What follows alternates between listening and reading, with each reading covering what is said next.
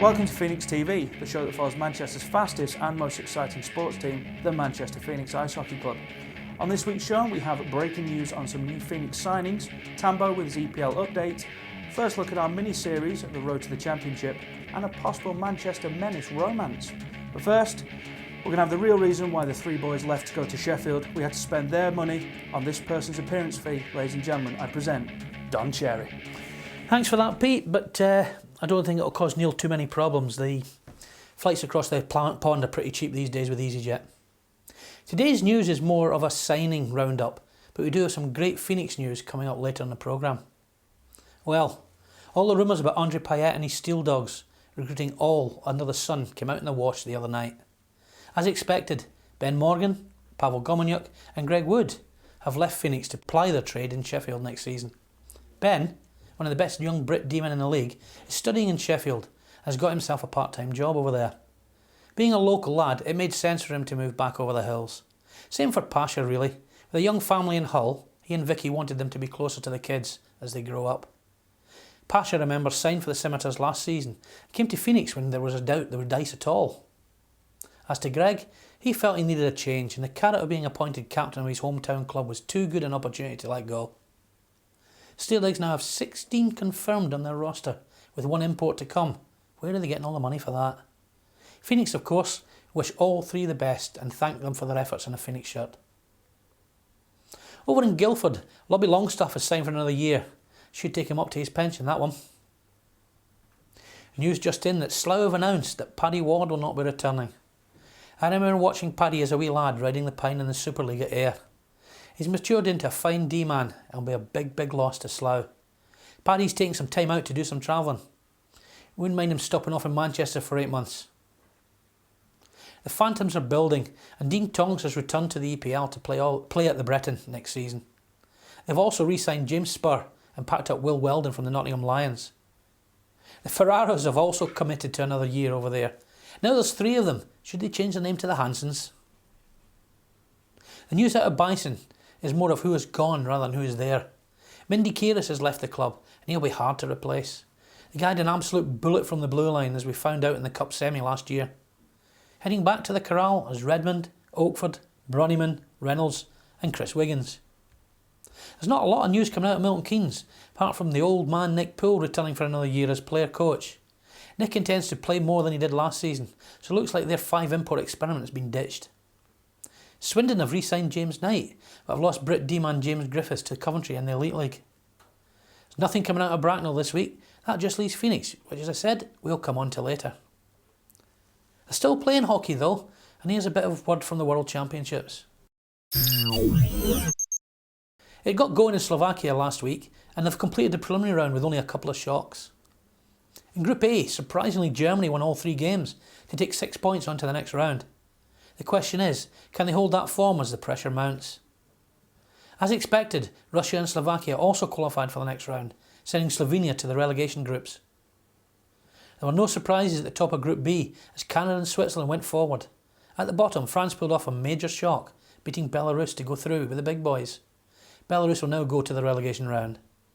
There was no surprises in Group C either, as Sweden, USA and Norway went through. Austria struggled, losing all 3 games, and they'll have to boost their confidence there to avoid relegation.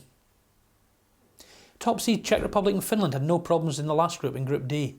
The surprise came in the Denmark-Latvia clash, where Denmark upset all the odds, winning 3-2 after penalty shots to consign the Latvians to the relegation bun fight.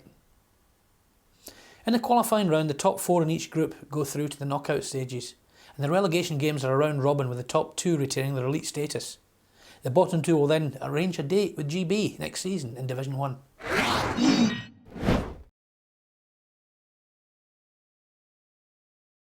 Well, the 2010-11 season starts with a 4-3 win down in Basingstoke, then the season opener at the Dome against the Slough Jets, and a comfortable 3-0 win ensures a 4-point weekend.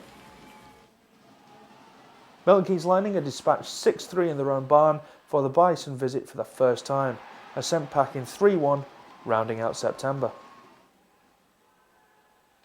October sees the Wildcats win 3-2 in overtime in Swindon, with Milton Keynes visiting Altrincham and leaving empty-handed after a 5-2 defeat. Phoenix then gain a level of revenge for the first drop point of the season against Swindon, hammering them 7-3 after beating Slough 6-4 the previous night.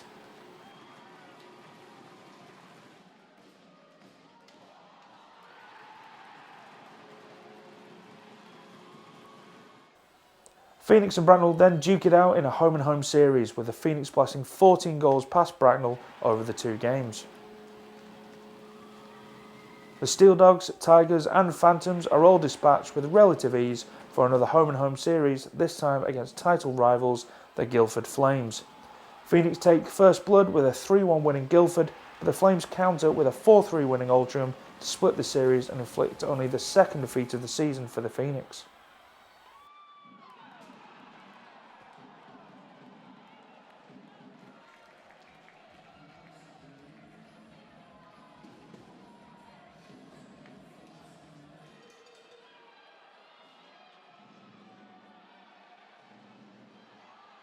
November proved to be the trickiest month for Phoenix and their title charge. Despite a win against Bracknell and then a very nervy close penalty shootout victory against Telford, with Wallace beating Declan Ryan for the winner, the 13th began a run of 2 defeats at the hands of the Bison. Then a 5-1 defeat in Guildford. Could this spell another collapse as in the 2009-2010 season?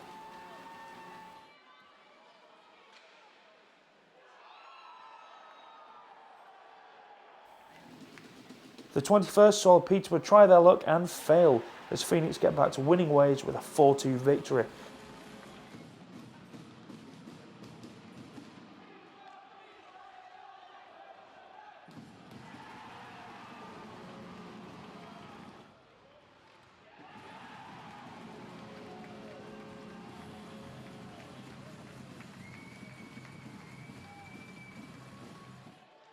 This is followed by a massive 9-3 dismantling of the Swindon Wildcats, a scoreline that would only be bettered once more during the season.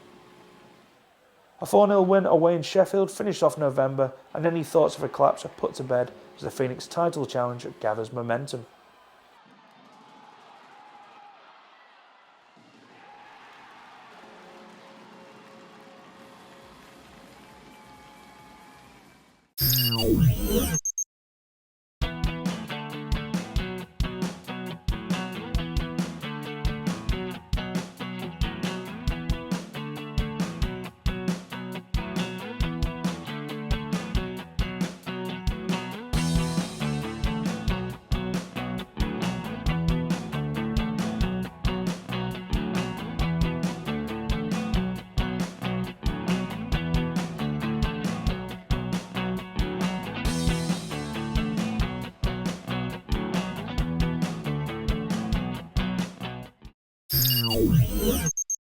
Well, it's time for burning questions, and as usual, I'm joined by my partner in crime, Tambo, and the big man himself, Neil Morris. Thanks for joining us. Not sure about the reference to big man, but thanks, Pete. All right, there can only be one big man at this table, so we'll go on. We've got one from John Hoskins here. Obviously, it's been very tough in Manchester keeping hockey going, and I and many people applaud you. However, how does the average fan know if the club is doing well enough to survive each season? I ask this as me and my family want to buy a season ticket from the club. Wow.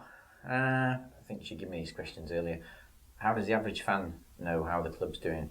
I suppose really maybe the barometer is how many people come each week. I don't think it's any secret we need to be a club that's going to grow. We need 1,500 people a week average. Last year we averaged 1,000 people a week, so we're still 500 people a week away. In answering John's question though, I've kept the club going with that deficit, and if I've started a season, I've finished a season, and I think I've managed to prove that now over the years. And we are playing next season, and our job is to try and market the club, use the fans to get the name out there, talk about it. The championship's going to help us being championship leaders. We just got to get more people in, and obviously all I can say is that when we get to that 1,500, it's a safe club. But in the meantime, I'll be there to make sure that the club stays and plays all season.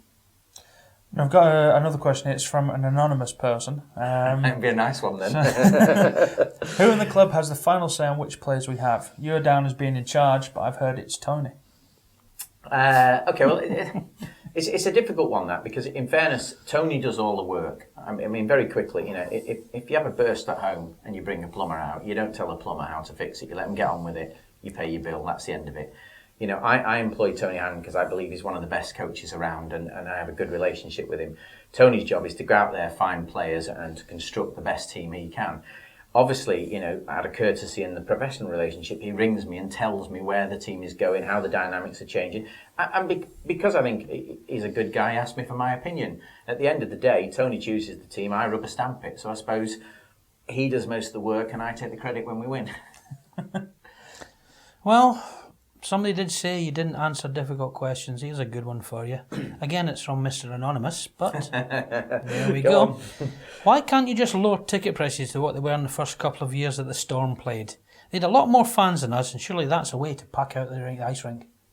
Okay, well, actually, this isn't one I have to think an awful lot about, because it comes up at probably every public forum, and everybody wants to take a pop at me seems to think that if we lower prices to Storm days, which I believe was £8, we'd fill the building. The answer is that was 1985 and 86, and I think from memory now you'll find that petrol prices was 41 pence a litre. Petrol has gone from 41 pence, it's gone up 3.5 times, so tickets were £8, so tickets now should be 3.5 times 8, which is £26, and they're paying what? Sorry, gentlemen. I think we're a really, really cheap ticket, aren't we, towards petrol, electricity, and everything else in the world. So, basically, I think we're good value for money. And the answer to his question, by the way, which he wants answering, is that putting less people in the building, it doesn't work that way. We've tried all sorts. I don't know if you remember, we did the first 2 games of the season, not last season, season before, at £6 each. We had less people in the building than when we were charging £12 each. It's not bad value for money. So, I'm going to skimp over it because it takes time. But, I go to the cinema a lot, and it was £7.50 at the cinema the other night, and that's just to go and watch one film. So for us to put on what we do at the prices we do, I actually think it's very good value for money, and especially in Manchester. And can I just say, we're still one of the cheapest sports teams to go and watch in Manchester. Now, you're talking about the fans and obviously marketing the team. It's on a guy called Coyotes UK off the forum. When next season rolls around, would the club consider holding a skate with the players type event? We will. A problem has occurred, which is why we stopped doing it, in the fact that the insurance no longer allows you to skate with the public, which is why a lot of teams have stopped doing it, and there are only 3 insurance companies covering it. There is a payment that can be made that allows you to do it, which is like everything else, you pay in excess. We've not been in a position to be paying those sort of excesses, but that'll depend on how many people we get coming and watching the Phoenix again, and what sort of sponsors come on board, and how healthy we are at that time. And if we can afford some luxuries like that, then I'd love to do it. Got one here from Mr. John Curtis, a regular forum user. Do you consider the best of British versus Coventry game last December to be a success? And would you like to see a repeat of it next season? Different questions. Okay, do I think it was a success? I think it was a good exercise to be building bridges with the Elite League, and their league thought it was good. Our league thought it was good. I think it was good to see teams of different natures playing each other at different levels. Was it a success? Well, everybody that came enjoyed it. It wasn't a sellout, so I'll probably leave that to you guys. Really, it's a tough one, isn't it? We get asked to do all sorts of things, and we do them. It's like the skills night. People write in skills night, and then you do it. And probably 700 people come, 750 people come. You get asked, will you play an Elite League team and play them on the same level? And you do that, and about 750 people come. It's very difficult. I do try hard in Manchester to try and please as many people as I can. But to be honest, guys, it's a sort of faultless task, really, that I don't think you ever complete. So for lots of people, it was a success. For some people, it wasn't. Those that came had a great time. What can I tell you? Well, I just talked the skills competition. I had a bit of a laugh, Miguel, and I think quite a few of the players did from some of the reactions. And obviously, some of the big news to Phoenix fans is obviously 3 of our team from last year have gone across the Pennines to Sheffield. What's the club's view on this? Well, at the end of the day, I think all those guys have got their own reasons to go, and I think what we must remember as a team, what we must remember as supporters, is that they have their personal lives and they have their reasons, and it fits in better for those three guys that have gone to play out of Sheffield. I like the three guys that have gone, but then without being funny, they're just employees. I know the fans probably see it slightly different, but I have a man that will probably replace them with better players. Somebody said to me last week, a newspaper doing an interview with them said, well, I don't think you'll replace them. I don't think you'll get better players. And it's like, well, you know what? We've announced a centreman today, and I think he's just as good a centreman as the one that's gone, if not better. So, yeah, I have trust in Tony. I think he'll bring in new players. I think it changed the dynamics of the team, and it allows the fans to see a team that plays in a different way and more exciting. So for me, it's not as big a worry. And I wish the guys good luck. And unfortunately, what they're going to have to do is learn to be on the losing side, especially when they play Manchester. Right, a good positive note to end, and that's all the questions we have for this show, Neil, so thank you very much for answering them. And you guys out there, don't forget, if you don't send them in, he can't answer them. Thanks. Thank you. How would you like to drive away a brand new Peugeot from Robinson Day Sale? All you have to do is just add fuel. So what are you waiting for? Come on down today to Robinson Day Sale. At Robinson Day Sale, all our ATA qualified technicians use the latest diagnostic equipment to repair all makes and models of vehicles. All our service and repair work comes with a full 12 months parts and labour guarantee. Here at Robinson Day Sale we have access to over 2,000 quality used cars. So if you want choice, value for money and low cost motoring, come and see the friendly team at Manchester's Peugeot dealership, Robinson Day Sale.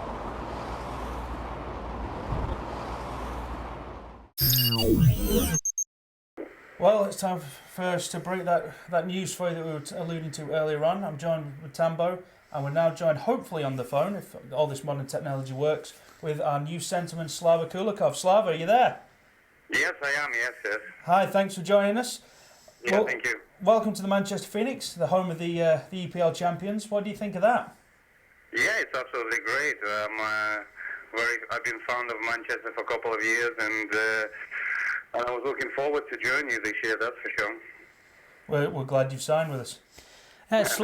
Hi Slava, Tambo here. You had a great season last year again with the Jets, hitting 81 points, so why the move? Sorry, I didn't get the end of it. Yeah, I said you hit 81 points last season, a really, really good season with the Jets. Why the move up to Manchester? Yes, I played under Peter Russell for a year and a half, and I had my probably one of the better seasons thanks to him and the team and the environment. We won a couple of trophies, and luckily, yes, I kind of had a decent year last year, so I'm just looking forward to bring that mentality and keep going with the Manchester. Well, you spent a long time in the Elite League with Hull, and then, like you said, some time with the Jets. What do you think of the differences between the Elite League and the EPL? I don't think the biggest difference is because the Elite League's got 11 players, but every year EPL is getting stronger and stronger. A lot of good players moving down. People like last year, Duke Shepherd, Longstaff, Pash, Hoopy.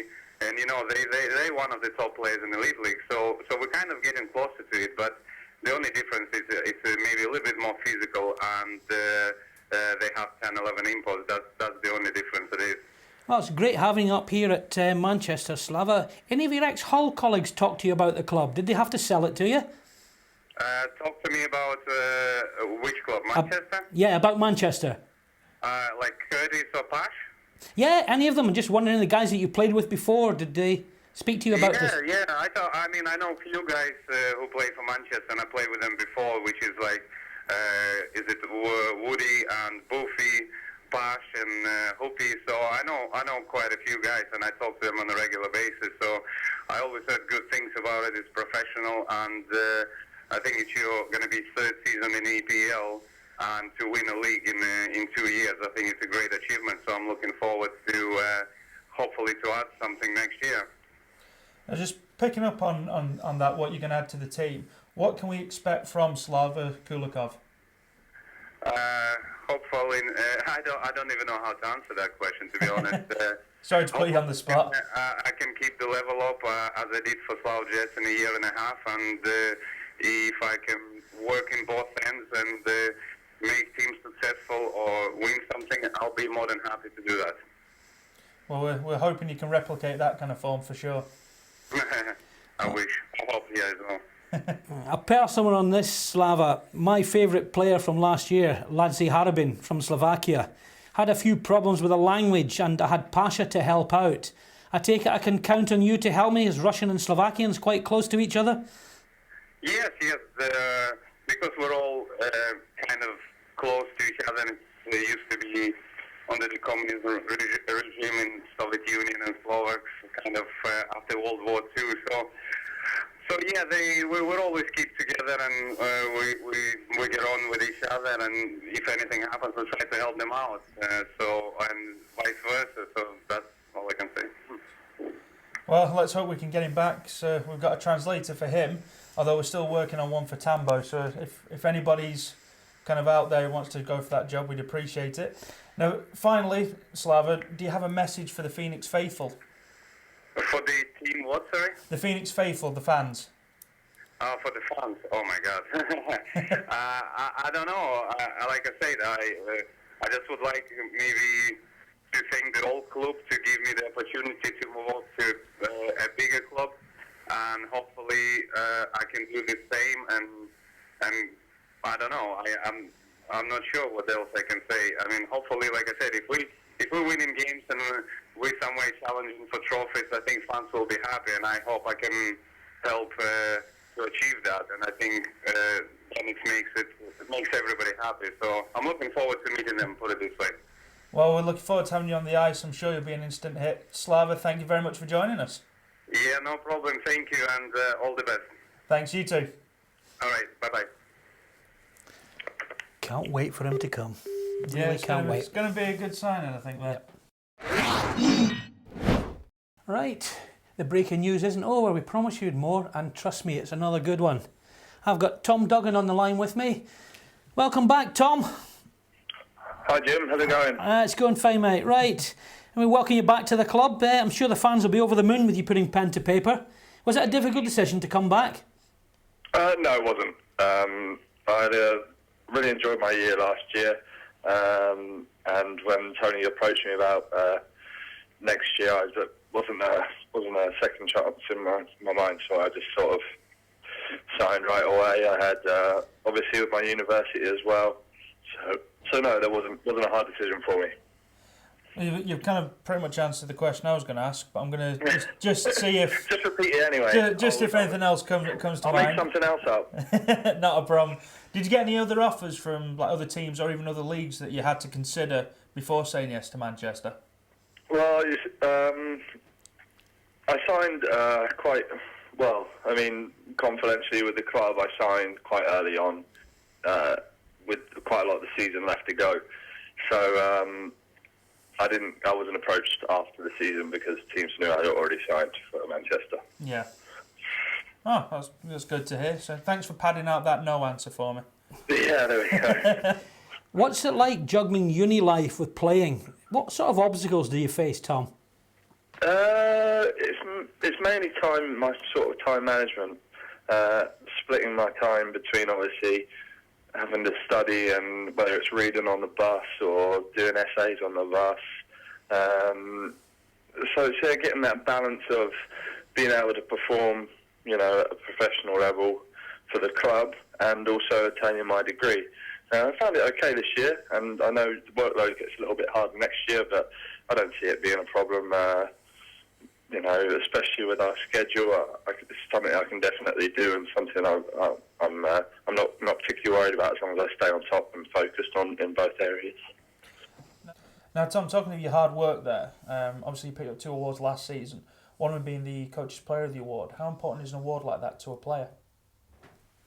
Yeah, it's a nice award to get, I suppose, because you know that what you're being asked to do, and what if you sometimes you feel you're doing it, but maybe it doesn't seem so like you are all the time. If the coach is giving you a hard time or whatever, so it's nice to get that recognition, so that you know your hard work you're putting in and things you're doing are what the coach wants to see. Because at the end of the day, you know, if you're doing what the coach, you know, wants, and if everyone's doing what the coach wants, like the case was last year, then you have a successful team. And that was the main thing. Really, was obviously that everyone was on board with what Tony was asking to do, and it generated a championship for the team. So that was the big thing.